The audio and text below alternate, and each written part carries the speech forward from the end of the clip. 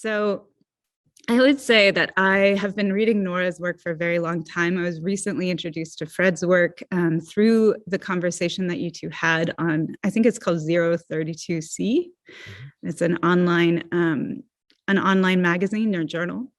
So I read that article at the beginning of the pandemic, and it was provocatively, perhaps for anyone not living in the Bay Area, titled Silicon Valley Thinks Politics Doesn't Exist. In this conversation, they really expertly and incisively map out how technology fails to communicate meaning in ways that we find ethical. And it's a very, I think it's a very deep conversation. A lot of these things kind of hit at the surface level, but I think Fred and Nora both go into the histories of why communication through technology has been compromised in our current moment. So Nora, of course, is a thinker whose practice reconsiders digital culture and emerging technology, and Fred is professor of communication at Stanford University. Nora is broadcasting from Switzerland. Yes, somewhere in Switzerland. and Fred, where are you? I'm actually at a place called Lebec. It's an artist residency. So it's near Lausanne, Switzerland. So it's the French side. Wonderful. Cool. And Fred is broadcasting from Palo Alto. So, we're all kind of straddling our time zones and our worlds in this moment. So thank you all for joining. We hopefully will talk a little bit about Fred's new book, Seeing Silicon Valley, which we had in the title image of our talk today, amongst many other topics. So I'm just going to hand it over to both of you. Thank you so much for joining us. Cheers. Great. Thanks, Dina. Yeah. Thank you so much, Dina. And Fred, thank you so much for joining me in conversation. How are you doing? Maybe you could start I'm there. good, thanks. I'm good. I was thinking of you in Switzerland, and the sort of bunker of art. I'm sitting about 100 yards away from the building in which the Google algorithms were first developed, and so I'm sort of at the epicenter of the world that we'll be talking about, and that's a pretty fun place to be. And we're both at two different kinds of epicenters talking about similar models, which we are going to pick up in the conversation. But I just wanted to say it's a pleasure to come back together and speak together and get this rare opportunity, I feel, to revisit a conversation from a few years ago. Yep. I don't get to do that very often. But maybe as a little bit of context, Dina asked me to maybe think about revisiting our conversation from 2018, which that provocative title has brought it up in a lot of conversations. And I think Dina just put in the chat, which is, fantastic if anyone is listening and wants to comb through it and ask some questions from there, that would be great. But that conversation was around myths of neutrality and nudge architecture and the politics of engineering. But there's a new occasion to maybe talk about some of the ideas in it as you have this new fabulous book co-authored with Mary Beth Meehan, Seeing Silicon Valley, Life Inside of Fraying America through University of Chicago Press, which is both a set of essays and texts and these beautiful images by Mary Beth on the infrastructural and social realities that are unfolding in the wake of the innovations of Silicon Valley. So I thought I could maybe run through some of the main themes of that conversation and then pose a prompt to you, and then eventually we'll get into some of the images of the book.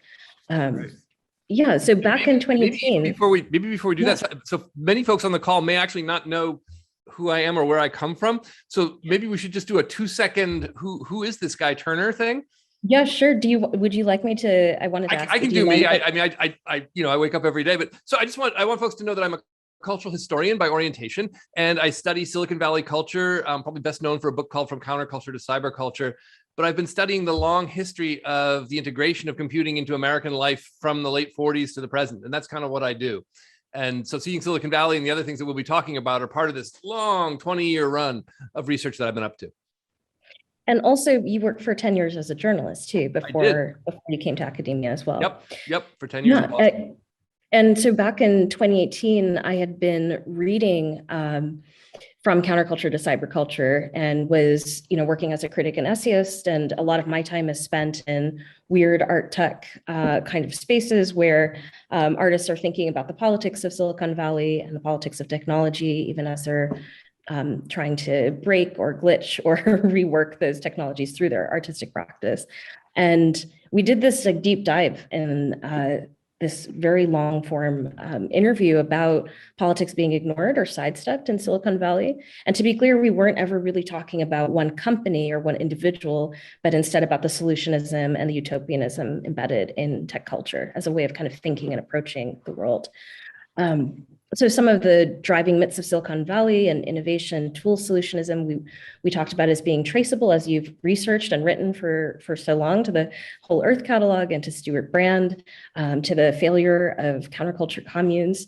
And we really dug into different aspects of the myth. So this idea of neutral worlds, of the engineer working like a god to try and build a world that tries to neutralize difference. And what was really helpful for me in my own work was the through lines of mythology. So from Pilgrims and Puritans to cowboys to tech pioneers, and the idea of the frontier, or the metaphor of like starting a new utopia and charting the future. And so it's been 3 years since that conversation, soon to be 4. And we can see the outcomes of this solutionism, of this city on a hill approach, which we'll get to, and as it's unfolded with this incredible kind of intensity. And we've seen all of the outcomes of this society founded on individual ingenuity and the pursuit of technologies of individual liberation. And so in the beginning of your new book, you write and ask, but what does it feel like to live in such a world? What kind of society does the relentless pursuit of technological innovation and wealth produce? And how do we start to square an ideology that's in full service of innovation with some of the greatest inequality we've ever seen? So before we start to look at images of the book, I wanted to talk to you with the very small question, start with how you see this driving ideology and mythology shaping the US and the globe over the last 3 years.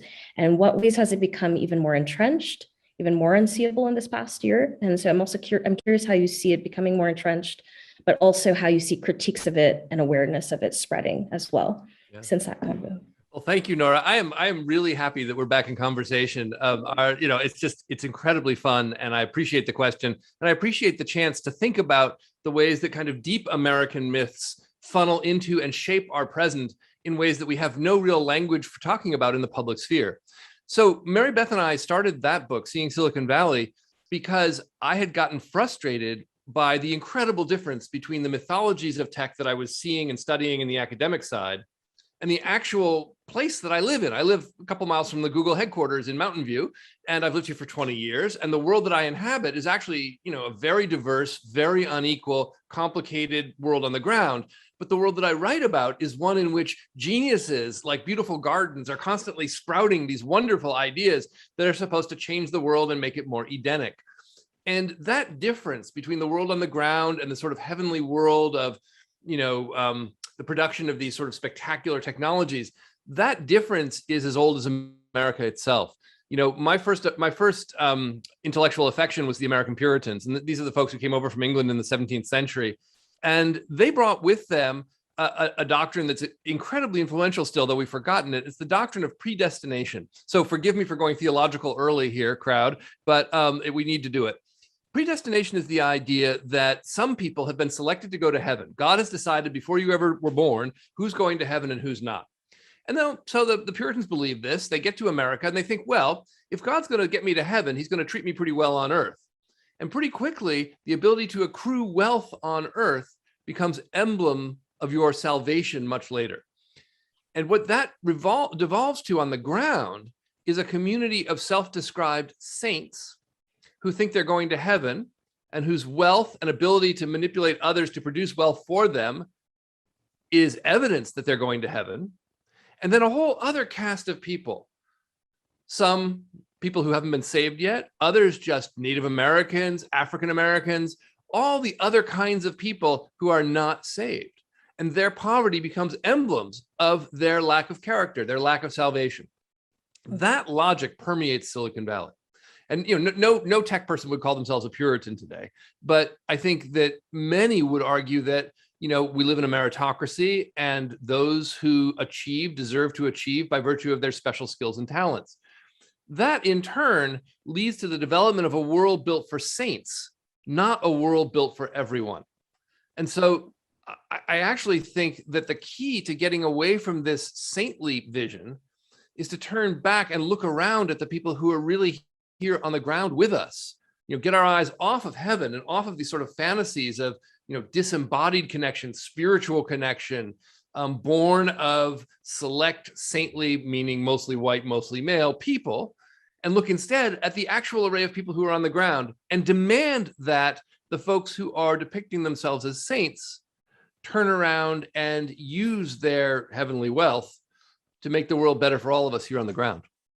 I'm thinking about this from the side of the artists that I work with and critics and experimental programmers who are really drawing on a long history of ambivalence towards the saint mythology, towards technological solutionism, towards meritocracy. But in the last few years, and thinking of the wake of our conversation, I find I'm also more curious about the service of criticality in the arts as well, towards thinking about perfecting extractive tools. So one field that I'm heavily involved in is the AI ethics field, and where one of the most potent critiques of the field is, even with perfection of the tool, even if with perfect data set, the perfect algorithm, refined and iterated, we're still talking about extraction and mining and what Mimi Anoha calls a kind of 21st century phrenology, mining people's character based on loan eligibility and zip codes. So the question has become even more urgent. It's not just about coming on or off a social media platform or building a more perfect tool, but it's about the future that's being suggested by these massive structures. So I find myself much more interested in the ways that criticality is also used to accelerate this ideology that's manifest inside of us, from how we consume images to how we surveil and capture, and how we actually start to take on this view from the top of the hill. Right. Well, this is a great challenge. I mean, we inhabit a world so suffused with media that it is almost impossible to take a position from outside the world that we might want to critique. So we're all sort of trapped in trying to critique from the inside. Now, it's especially difficult, I think, in the visual arts, because the technique of social mining that Facebook and Google and others employ is the technique of transforming an embodied human being in embodied relations with others into a system of representations, a system of signs. And once transformed into a system of signs, that's when it can be arranged with other signs, mapped out, monetized, and transformed into profit. And the irony here is that certainly I'm a child of the 60s, I was raised in a sort of 60s, 70s world where I was told that self-expression was the key to liberation. It was the key to political freedom. It was the key to personal freedom. And one of the deepest ironies, I think, of the world we inhabit, particularly on the left and the artistic left, is that the things we've always thought we needed to do to make a better world, express ourselves, make better representations, more accurately summon up our lived experience and make it visible to others, is exactly what the social miners want us to be doing. We are literally making ore for them to mine. And so that's the paradox that I think we've got to get ourselves out of. And it's a real challenge. And you spoke about the city on the hill back in 2018, and then you've started to really hone this image in the valley on the hill, which is the opening essay to this book, which I keep teasing, but we'll see it in just a second. Right. And I'm thinking about the through lines from that Puritan logic that you described, the celebration of heroes, the way that success becomes, its own justification and reward, and failure, or the failure to ascend, becomes a mark of who someone is, their character, rather than systemic issues. And so I'm thinking about how this top-down engineer's approach becomes that's fixated on progress becomes something that we internalize. You've wrote about how we've moved away from, we need to look away from heaven and back down to earth. And part of that turning back to earth is, reckoning with the negotiation of politics, like the massive difference between all of us. Right. So I'm really curious at this moment about the possibility of this moving back to earth or turning back, especially as even us being on this platform right now, our day-to-day use of technology orients us automatically. Its presets and its defaults orient us in ways that we often don't have a say or a possibility of intervention. So I'm curious about how you see Silicon Valley's suggested models for the future unfolding on our day-to-day, And even as we talk about the myths of the future, do you find people are more keen and more aware of the reality of making versus the psychological impact?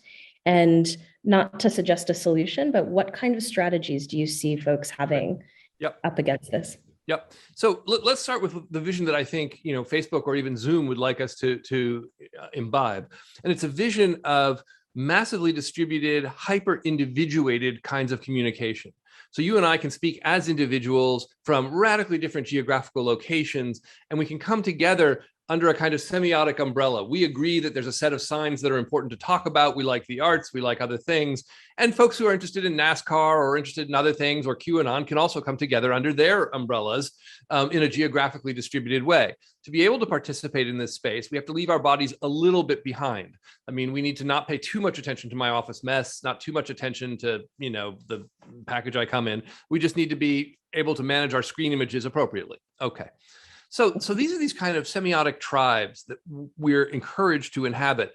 And to join those tribes, we need to leave other things behind. We need to leave our bodies behind. We need to leave our class behind, our labor behind. And so the question from my perspective becomes, how do we get those bodies back and acknowledge that we really do live in an embodied world? And I think that process is local and institutional. I'm very encouraged here in Silicon Valley by the quiet rise of union activity, which is happening here for sure. And the sort of slow but sure disgruntlement of people who make very high salaries, but recognize that their salaries are earned on the backs of folks who don't. The Facebook engineers who go to work and think about the security guard who's an outsourced contractor, who does not make enough money to actually live in a house. We might see him in the book. He's someone who lives in a garden shed. And if you live in a garden shed and you live in a house and the person with the house walks by the person with the garden shed, you can either not see that person and continue to earn your salary, or you can say, wait a minute, this is not right. So I think there's a sort of this is not right piece that's going on. There's the institutional piece is much trickier, and it's something that we have a lot of trouble talking about. We're all so suffused with a kind of individualism, an American individualism. And the tech industry has done so well at piggybacking on top of that ideology and offering us these social media as tools of individual yet collectively effective expression in their argument, that we've lost track of the fact that actually what makes individuals effective and what makes it possible to negotiate across difference is routine, regular, personal, face-to-face interaction in systems with bureaucratic rules. Now, I mean, Nora, and maybe others don't, that you're talking to someone who's actually written an essay in defense of bureaucracy. And yes, I have been to the Department of Motor Vehicles. Yes, I have gotten a license. Yes, I have stood in those lines. But bureaucracy is a system that has rules, that has ways of negotiating difference, and that makes it possible to claim rights against others. If we only engage in image wars, if we only engage in, I want my representation against your representation, we're going to have trouble talking across the real differences that we have. I've said to you before that my idea of utopia, goofy as it sounds, is a hospital. Why? Because a hospital is a place where people bring their best selves toward a collective endeavor to heal one another and take care of one another. It is hierarchical and formal, but that also ensures that there's good training and high competency. I don't have a sudden network assembling to work on my heart. I have a highly trained group of people who are deeply invested in their roles. And I'm known as a whole person, inside and out. And that's the kind of world I would like to see. I think that all of us are taught to look upward toward a kind of heavenly engagement with consumption, with disembodied production online, with the idea that if we just express ourselves and wave our flag at the Capitol, everything will change. And that's just not so. I'm thinking here of I've had that phrase, my idea of utopia as a hospital, in my mind for the last few years, and I've been thinking about how that activates, like, either in a critical space or in, writers and artists and thinkers talking to each other. And I see some of the really exciting activism and thinking that now embeds an awareness of algorithmic design every time you post. So we had there was incredible activism and protest over the past year and a half. And something I see a lot more now is when you see certain narratives edging up on the feed, I see folks now talking about why is it being edged up on the feed? What kind of outrage, what kind of anger is being harnessed in this moment? So I'm seeing this, but I'm not seeing something else. So I'm finding folks just thinking on multiple levels as they engage with these levels of impression. They're thinking of the design, they're thinking of the myth of what the myth is obscuring. They're thinking on many different levels as they're using technology. So even as we understand we're daily manipulated and used, and also have these trade-offs for investment, I'm seeing a lot more optimistic critique, because we often get split into these binaristic camps of, if you have critiques of technology, you're a Luddite. If you fully embrace it, then you're naive and doe-eyed. But instead, I see folks wanting better paradigms to undergird technology, that there has to be an alternative to the extractive and mining culture that we have now embedded in. I very much agree with that. And I think that we do need an alternative to our extractive culture, and not only the extractive culture online, but the broader extractive culture of which we're all a part. And that is a serious problem. One consolation that I have is that people go on Twitter, but when they're done, they go buy groceries and they walk around and talk to their neighbors, and maybe their car won't start and they have to get a jump. That very ordinary, very daily world is still available to us. And learning to pay attention to it and to cultivate it, I think, is really, really important. I recently had the experience of a wife who got very sick with COVID, and neither of us could leave the house. And this is about 8 months ago, before there was a vaccine. My wife's a nurse, and the neighborhood, who I didn't know that well, all kind of rallied. They kept coming. They brought food. They brought a Christmas tree. They brought all these things that we didn't have.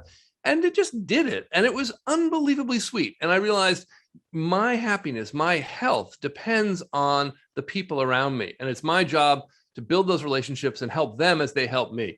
That's a mindset that social media have promised us, but has in fact, I think, been best delivered offline. The arts have a particular role in this. And you and I have talked about this before. One of the things that I see in the tech world, particularly at Facebook, but also at Burning Man, is an effort to by tech folks, to co-opt the role of the artist as the person who makes prototypes of better social worlds, and to claim it for oneself as a computer programmer. So at Burning Man, you see computer programmers, if it comes back, but certainly for decades, you saw at Burning Man, people working computer scientists working to imagine themselves as artists on the playa, and to take that vision of themselves back to the workplace at Google. So powerfully that, for a long time, Google's lobby at the main entrance was decorated with images from Burning Man. Facebook has a tremendous, enormous art collection, but they have curators on every continent, literally every continent. And those curators are not just gathering art to display and resell, as another firm might have in the past. What they're doing instead is commissioning artists to come and paint on the walls of Facebook offices and to talk with Facebook workers while they do. And those Facebook workers, in turn, are being offered the chance to imagine themselves as artists of representations, as people like painters who turn the social world into images, two-dimensional images, and collate them and make the world more beautiful and better in that way. Now, for my money, painters make the world more beautiful and better, and coding varies quite a bit in its beauty. Last thought. You mentioned that folks are wrestling with algorithms today in the present and resisting online. I think that's absolutely wonderful. I'm also nervous about it. Let me say why.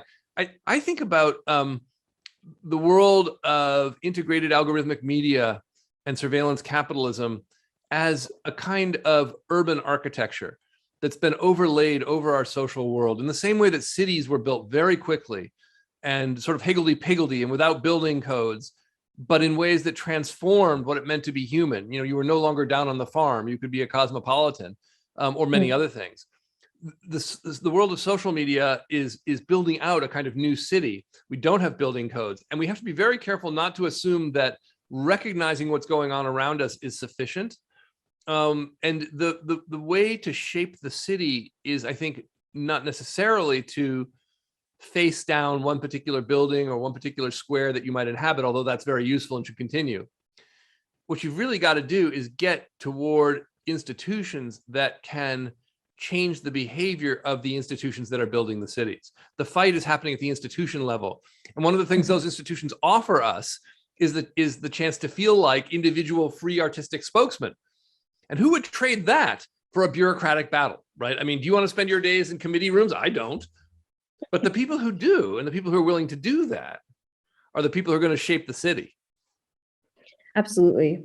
And also the seduction of, being in this kind of utopic social space where we all get perfect expression of ourselves and perfect representation of also makes the community work and the community actions of shaping institutions, the kind of unsexy, boring daily work of rebuilding and advocating, further and further away. And it also, we often end up focusing in these discussions like on an individual or on a set of individuals rather than like a larger systemic problem and our place within it. And so I really love, one, the description of your neighborhood gathering around you as that moment of remembering you're within a node and a larger network of labor and support and communities that, support you and are around you, but also how to like sustain that and keep seeing that. And to that point, I think your book is, maybe I can now finally share the screen. Sure, great. And do you see it fine? I see it real well, thanks. Okay, great. So, I was hoping maybe you could introduce the book, Seeing Silicon Valley, and your collaboration, which you described a bit to me, which was very close with Mary Beth Meehan. And you talked about how you spoke of each photo, and maybe I can scroll through some of the first pages. Absolutely. And then I'll pause at Cristobal on page 13. Great, thanks. That's perfect. Yeah. So the book started about 3.5 years ago. I had, as I said earlier, I'd been sort of struck by the difference between the mythologies that I was writing about academically and the place where I actually lived. And I've always been a fan of photography. I've actually been a photo critic in a previous life. And so I knew that photographers could somehow make visible the things that I was seeing. And so I got a couple of grants. I researched who was doing what kind of work and was lucky enough to find Mary Beth Meehan, who works mostly in Providence, Rhode Island. And then she's done projects in Noonan, Georgia, and Brockton, Massachusetts. And Mary Beth does portraiture, large-scale civic portraiture. She embeds herself in a community, gets to know people there, develops strong and intimate relationships with them, and then makes portraits of the kind that you see here. And they're very powerful. They're very powerful. So I was able to bring her out, make her a visiting artist here at Stanford for about 6 weeks the first time, and then she came back again in another round. And we made a collection of portraits of folks in Silicon Valley. And here's one of them. This is Cristobal. Cristobal is an Army veteran, 2 tours in combat, came back to the United States. He's a security guard at Facebook. He works for a contractor, as all security guards do. And he met Mary Beth. Mary Beth met him at Facebook, and they agreed to meet, and she agreed to talk with him and interview him and make a photograph. And he gave her an address, and she went to the address, and he was standing out front of the house that you can just see the corner of on the left there. And she thought, oh, how wonderful. He lives in this house. Great. And then he took her around back to show her where he actually lived. And that's the garden shed there where he actually lives. And he has, no plumbing, no running water, and that's his house. And that's something that, I think is just unbearable to me. How is it that the concentration of wealth that we see at Facebook should not enable at least the people who work there in the security role to live in housing with plumbing? And so that was simply amazing to us. And I want to say a little bit more about the book broadly, and then we can go deeply into the individual folks. The book is a collection of portraits, about 60 overall, with life stories by the people who are in the portraits, all of which have been gathered by Mary Beth. When Mary Beth was here, we met constantly. We've each edited each other's work. We've chosen the images. I wrote an essay at the front called The Valley on the Hill. And when we tried to bring this book to market, and bear in mind that we both, Mary Beth's a very well-known photographer. I've published a number of books. We were unable to sell the book in America because publishers said, that's not Silicon Valley. And it was completely fascinating to us. And I said, well, so what's Silicon Valley? They said, well, look over here at the National Geographic story that was written about the same time. Lots of young white programmers at Burning Man. And I'm sorry, I've been to Burning Man, and that's part of Silicon Valley, but there is this other Silicon Valley that was literally invisible. We were very lucky. About 2 years ago, Joe Calamia, an editor at the University of Chicago Press, moved from Yale to Chicago and was able to acquire the book. And the University of Chicago Press has been amazing in supporting it. And we were finally able to publish it. And ironically, once it did come out in America, it was a big hit. Suddenly, the New York Times took 2 pages of images, 20 images, and put them in the business section. I mean, we were thrilled because when was the last time you saw the working class in the business section of the New York Times? And that was, it was deeply moving. And so we've been really happy with the book. In the course of researching the book, I learned a few things that really shocked me. One is that under the pandemic, 40% of Silicon Valley families have become food insecure, unable to have enough to eat on any consistent basis. 40%, that's 4 out of 10 families. Mind-blowing. We have more than 70 billionaires in the 2 counties that constitute the valley. That's the highest concentration of billionaires in the world, as far as I know. And yet, we also have the highest concentration of Superfund pollution sites in the world. Superfund pollution sites are sites that are so big and so polluted that they can't be cleaned up by the company that made the mess. So Santa Clara County, one of the 2 counties in the valley, is the most polluted county in America. And that's something that we simply never talk about because the pollution is largely underground. And so these were the kinds of things that we tried to capture, the structural problems up against the way that it actually felt to live here and the people who do live here and the variety of those people. And so that's what the book is. And this is a place here, you can see that trailer. This is a place in Mountain View where trailers line the streets and people inhabit them. And that's where they live. And ironically, most of them are employed. This is not a place for homeless folks. This is a place for people with real jobs. And that's a powerful thing. There's so much that's unfolding in these images. I've spent a lot of time with them over the last month. And we had a short conversation before this about the traditional mode of photography that's being used here as helping us see and register stories that really get airtime in Silicon Valley and talking about Silicon Valley. But I'm really curious looking at them. There's just such incredible amount of dignity and time and narrative for each photo, especially when we zoom in on different individuals. Mm-hmm. I'm curious about how, looking back at the book now that it's been a few months since it's come out, how you see these images helping us see this ideology we were talking about earlier, see the ideology that is unseen, and in part because these images have, and there's incredible responsibility and ethical weight that goes into framing them that I'd love to hear about how Mary Beth thinks about this. But I think they go beyond the binary of helping people see what is not perceived.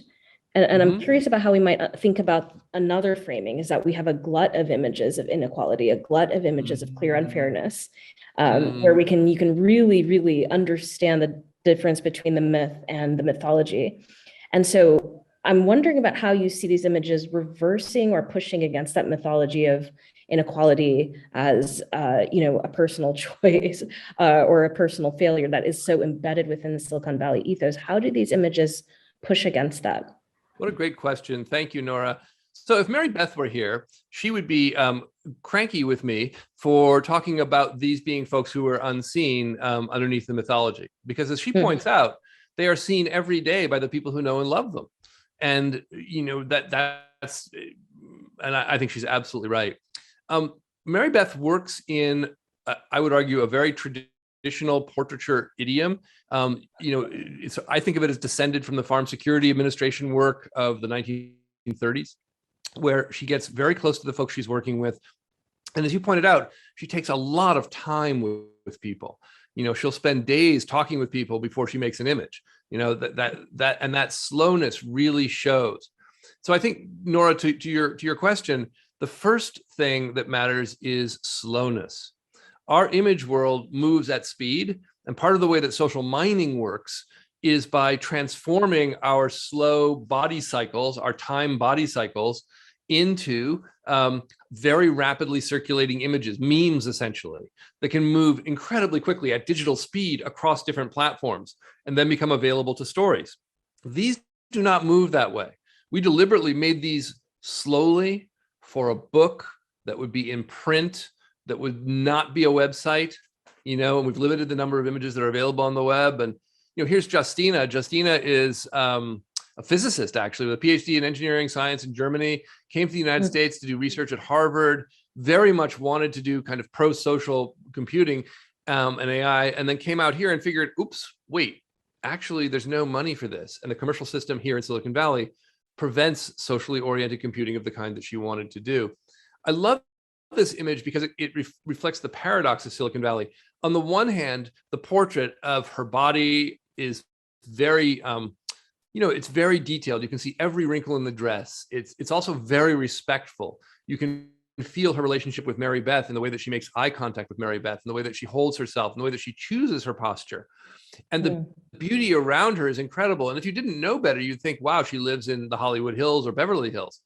In fact, where she lives is, depending on your point of view, a coding commune or a coder's flop house.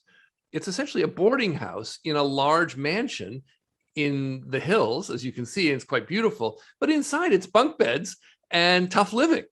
And it's a very strange combination because we're so used to thinking of flop houses as being, the Skid Row stuff. And no, on the contrary. So Justina's fascinating. The old school portraiture, centering the person in the image, very old school, but very, I think, valuable for those of us who are constantly decentering our personal experience or making it into a flickering image, decentering our bodies and making that all just flicker away. You can't make that picture flicker away. Where the algorithmic view too is we talked about this a bit earlier, an algorithmic view of all of the subjects in this book would be about zip codes or job attrition or loans or education, where a narrative view, or to the traditional meaningful narrative view, is about giving context and history, the history of change in one's life, cultural changes around the person. And so in digging into a lot of these stories, I was just really shocked by the text and was thinking about how the myth of Silicon Valley needs to expand to include the psychological cost, the emotional cost. Right. Mary Beth wrote in her final essay for the book about this image is one of the most striking, and in part because of this quote: if we want to achieve excellence in technology, why can't we achieve excellence in being good to each other? Such a disarmingly simple question, but truly like the question of this entire space we're discussing.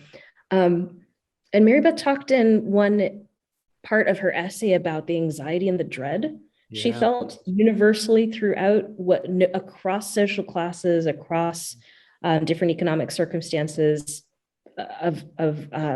in photographing the images of the book. And she said that it even made her doubt her own photographer's eye. Right. Could you talk a little bit about the dread? Oh yeah, this was a big surprise for me. This was really a surprise for me. So a little bit more about Mary Beth. Mary Beth comes from Brockton, Massachusetts. Brockton is a former industrial town. Mary Beth is the descendant of Italian immigrants who made shoes there in the town and who built a strong life. And in recent years, the industry has shut down there and it's become a center for immigration and has struggled with diversity. And Mary Beth has photographed that process and then done other similar work in Noonan, Georgia. And Mary Beth, I think, is very aware of the way that social change and industrial change affects people. And she's very aware of class and very aware of race, coming from where she comes from. When she came out here, I think she was perhaps expecting to see something closer to the mythology. I mean, I'd sent her a lot of books about the Valley, and we've been talking for a while, but I think she was expecting to see something more disconnected from that world, more entrepreneurial, more closer to the stories that are more commonly told. When she got out and started talking to people, I think she was shocked, and then I was shocked as I heard her stories, by their anxiety at every social level. So Mary Beth spoke with folks who were security guards at Facebook. She also spoke with senior executives at Google, and across the board there was a sense of I would say lonely anxiety, disconnection, extreme freedom to produce one's own life in economic terms, but also limits placed by the market. And in the pursuit of that freedom, the breaking off of and the cutting away of connections in an embodied sense to the people around us. So we're free to move very flexibly. And you can see this picture here is wonderful. This is the Apple Welcome Center here, and that's a model of the Apple campus, which you're not allowed into. By the way, I think that's what the new 21st century fortress looks like. It is a circle. Everyone inside is inside and everyone outside doesn't know where the door is. And, that's the new way. But what you see here is a group of individuals visiting with their families, but being oriented toward Apple's mission through the devices that are on hand.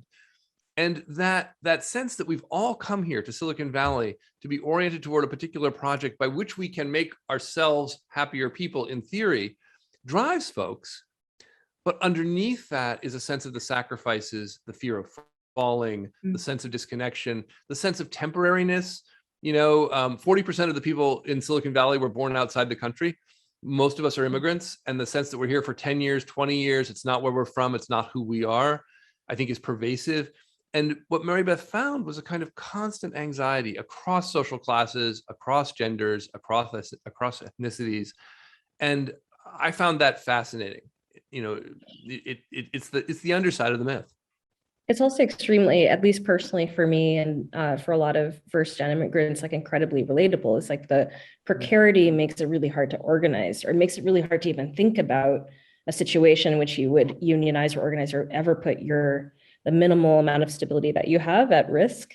Right. And so you can feel that in the photographs, especially in the places where people seem relatively well off. When you start to read the text and you start to see the kind of psychological stakes and the cost of being in this space. Right. You mentioned FSA photographs, and I was thinking of how FSA photographs had political purpose. They were meant to generate support for the New Deal, right? Yep. So in looking at these images, and I'm wondering about some of the feedback that you've gotten and what you've seen these images sort of galvanizing in terms of awareness, sure, but also thinking of like the costs of the city on the hill myth. Like, what kind of conversations have come out? The conversations have been terrific. One of the things I've been most excited about is to see the book travel in the Valley. I've written a number of books, and it was the first time my neighbors ever came out and stopped me on my walk through the neighborhood saying, "That was your book, wasn't it?" Because it was getting circulated and talked about on, ready for it, LinkedIn.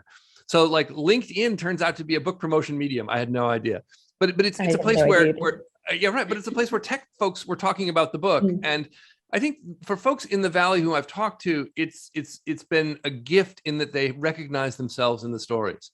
And that's really across the board. And social service agencies here in the Valley have been buying the book in bulk, which is thrilling me, and giving it to their subscribers and to folks there. Mostly folks have been saying, this is the world I know. But occasionally at some of the talks we've given, Mary Beth and I have had a comment like, and I've lived here for 30 years and I've never seen these people. Why not? And, that kind of baffles me, because the folks in the book to me are relentlessly ordinary. They're just exactly who I see around the house or around the neighborhood. And to not see these folks is to live inside a myth. Let's pause on Mark for a minute. So Mark is, I think, a really an interesting character. He's a disabled young man whose mom worked in a silicon chip plant years ago, and was poisoned, like many of the people who worked with her, by the chemicals that she was working with. And she lives here in the Valley, and Mark leads a really nice life, and she takes excellent care of him. But his life is one of the unseen costs of the tech world that we're building. And if you just saw him demographically, you'd say, oh, well, there's only a few thousand folks like that, and it is what it is. And you just see a number. But when you see a person and a family whose life is in their bodies transformed by their encounter with the embodied nature of technology as chemistry, you really start to see things a little bit differently. And folks in the Valley know this. If you go to buy a house in Silicon Valley, the first thing that you do is you check the Superfund map to make sure that you're not buying a house on top of a toxic plume. And that's the kind of local knowledge that people outside the Valley don't see or hear about. And Mark represents that knowledge. I'm curious about how you also have seen the impact of this book, like beyond conversations about Silicon Valley. So, because we could think about Silicon Valley ideology mapping on top of this bootstrapping frontierism we were talking about at the beginning. So I can definitely address that. Oh yeah, I was just gonna ask what you learned about the history of inequality unfolding across the country, and choosing and framing these photos and thinking about this as a representation of a side of a place, but then also what's unfolding in American cities all across. One of the things that was most painful to me was that when the New York Times did a piece on this, literally thousands of people commented on the piece. And I spent a strange and unhappy half hour reading those comments. And, obviously many were supportive, but there was a pretty distinct right-wing attack on the images, arguing that these were failed people. And that it was an attack launched from deep inside the very mythology that we were trying to disrupt. To say, no, look, if these people were really good, in a place as wealthy as Silicon Valley, they would find their way, they would become wealthy. And the poor in these tweets mostly were like flies clustering around this. It was horrible. It was truly horrible. And what that showed me was that the ideology of disembodiment, which I'd always known was attached to a kind of European whiteness and to the unmarked race of whiteness and to its dominant place, was also a kind of nesting ground for a kind of racialized rage that lives in our country that is actually, I think, born precisely of the kinds of inequality that this book chronicles. So the irony is that in many places, as revealed in this Twitter stream at the New York Times, in many places, the rage that comes from being unseen has caused some communities to double down on the very ideology that is causing them to experience inequality. And it's remarkably self-destructive, but it's also deeply in keeping with old school working class industrial values of loyalty, of passing tests, of putting your body on the line. All of those old values are now being attached in this new economy that we inhabit to the ideology of meritocracy, invisibility, and the erasure of difference. It says, no, we shouldn't deal with difference. Difference is a problem in this ideology. What we should do is make everyone the same, make everyone the same. The trouble is the very people who are arguing for that, at least on the New York Times Twitter page, are people who are suffering from the pressures of inequality. And so that's been amazing. I can only imagine what that Twitter thread looks like. So I'll save myself looking at that for at least. Part of it broke my heart. I mean, it really did. I really. It is heartbreaking, especially in part because the arguments unfolding are precisely what the book is about. and not only that this idea of, just gets to the heart of like why it's so difficult to see the insidious nature of the myth of neutrality, which goes back to our like early conversation. It's very difficult to see the ways in which it's actually a political argument, and it's also a crafted illusion. And it's also it's a myth to imagine that we all start in the same ways and move through the world in the same ways, but software embodies that in a lot of ways, and like engineering embodies that, and it's essential for like statistical actuarial science, and also for the plotting of cities, for us to like to reduce people to these like and it makes it easier to plan cities and systems, but the actual embodied day-to-day is different. Yep. And there was one piece in the national conversation that was actually really cheering. And if you could just go back to any given portrait, just go ahead and pick one. I'll talk about what it was that was cheering. Oh, there we go. Great. Okay. So Richard, I really like this. Yeah. Yeah. Richard's got an amazing story. So I'll tell Richard's story, and then I'll talk about what was so powerful in the response, the national response. So Richard was an auto worker here in Fremont, which is on the east side of the bay, and was making more than $100,000 a year. That plant closed and was replaced by a Tesla plant, where he now worked as a very experienced auto worker, UAW member beforehand. He was paid $40,000 a year, and he tried to organize for the UAW at the Tesla plant and lost his job, and he's currently in legal proceedings. And it's a powerful story. But the piece I wanted to flag here was that for many people, seeing Richard in person, in his body, standing against the wall, has given them a chance to see a little of themselves in him as a person, and then to carry that experience of likeness, of shared embodiment, one step further back toward the issues that are in play. So there are folks who have read this book, I know, because they've commented and sent me emails, that might have been really angry at unions in general. They might have said, yeah, no, look, we live in a meritocracy. You should work for you. We should be a right to labor kind of place. Get over it. Who nonetheless really appreciated Richard as a person, thanks to Mary Beth's image. And having established that kind of moment of warm interconnection with an image, we're then able to be just a little bit more open to the social and structural possibilities that shape his life. And that's my great hope for the book. And that's also an older strategy. When The Family of Man was shown in 1955, it was meant to be something that helped Americans see people not like themselves as fundamentally like themselves. And the positive vision in this book, the thing that excites me about it, the thing that makes Silicon Valley potentially a positive city on a hill, is the fact that you can see a community of people who are very different from you, and yet see them also as, in some ways, like you, a citizen. And in seeing this image of Richard and a bunch of others in the book, the common denominator and the common connective thread is struggle under this unbearable myth of like trying to get to it, failing to get to it, recognizing the holes and the failures in it. And so it feels like a collective kind of act when we've talked about like the kinds of structured negotiations that we need to see unfolding to actually like mount some sort of material response. I wonder if maybe we can move towards a close. And I think we're going to open up to questions. I think there's like a half hour of questions, maybe 20 minutes, not sure.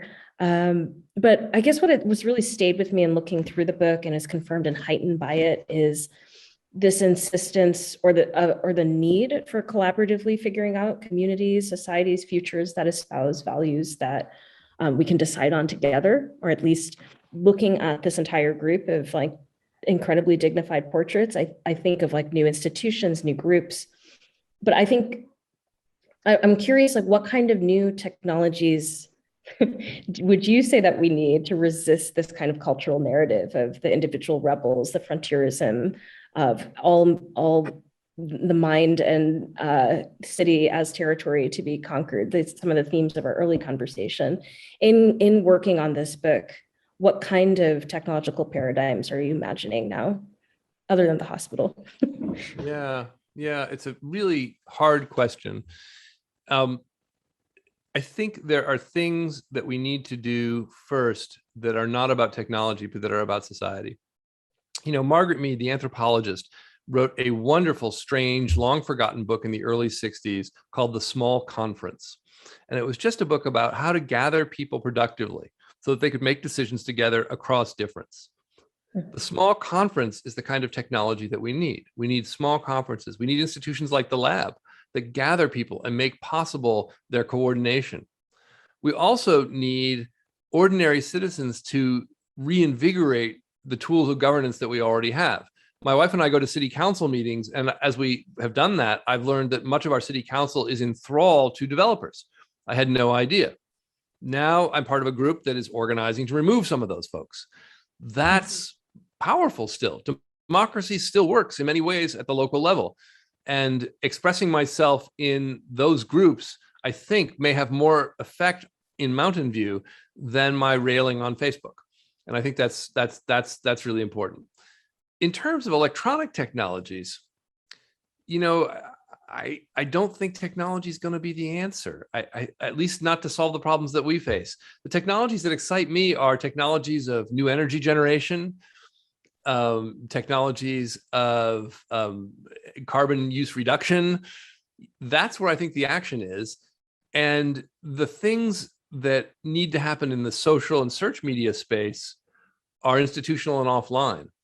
We need to recognize that this is not a wide open, free frontier, that it is a frontier in the same way that the American West was a frontier, a place where people are being hurt, colonies are being built, and it's wide open in a way that is I think, destructive of collaborative democracy.